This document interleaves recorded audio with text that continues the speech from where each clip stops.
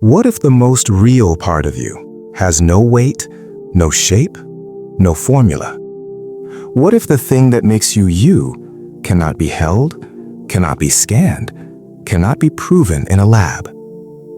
Science can map your body, every bone, every cell. It can scan your brain, watch neurons light up like a city at night. It can even predict what you might do next. But one question still stops science cold. One question refuses to disappear. What makes you, you? When life leaves the body, the cells remain. The brain is still there. The heart is still there.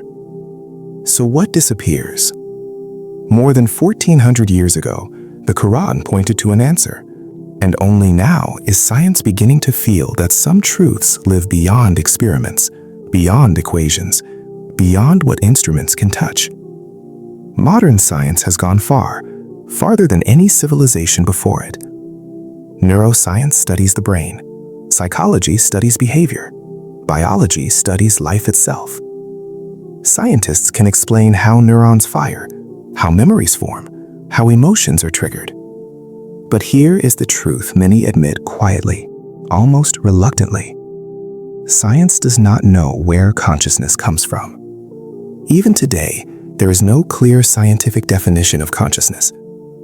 Thoughts cannot be weighed. Awareness cannot be scanned. Your sense of self cannot be found in any single place inside the brain. Science explains processes, but not presence. It explains reactions, but not experience. Scientists call this mystery the hard problem of consciousness. Why does electrical activity create experience? Why do you feel pain instead of simply reacting? Why do you know that you exist? No machine feels existence. No computer knows it is alive. Yet you do. The brain may look like hardware, but consciousness behaves like something far more. This is where science slows down.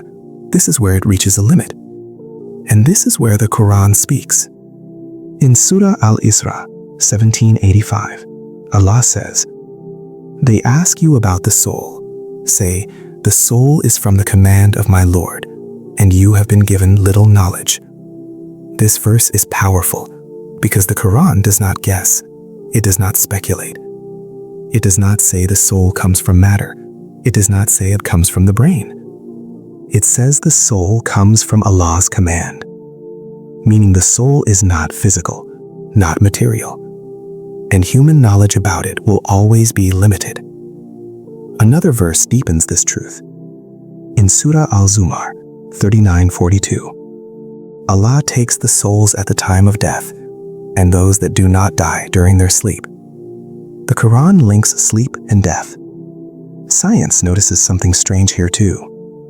During sleep, your body lives, your brain stays active, yet your awareness fades away. So where does the you go? Dreams feel real, time bends, logic dissolves. Science can measure brainwaves, but it cannot explain experience. If the soul were only the brain, identity would vanish completely with brain damage. Consciousness would never return after anesthesia. Near-death awareness would not be reported. But reality tells a different story. Many people retain identity despite brain injury. Some report awareness after clinical death. Consciousness behaves as if it is connected to the brain, but not confined by it. Exactly as the Quran describes. At Ayat and Atoms, we explore both sides of reality. Atoms explain matter, but meaning comes from beyond atoms. Science explains how life works. The Quran explains why life exists. The soul is not against science. It is beyond science. Just like love, unmeasurable, yet undeniable. So here is the question science cannot answer. If humans are only matter, why do we search for meaning? Why do we fear death? Why do we feel morality? Why do we long for eternity? Atoms do not ask questions. Souls do. The soul is not a mystery because science failed. It is a mystery because it was never meant to be measured. The Quran told us this long ago.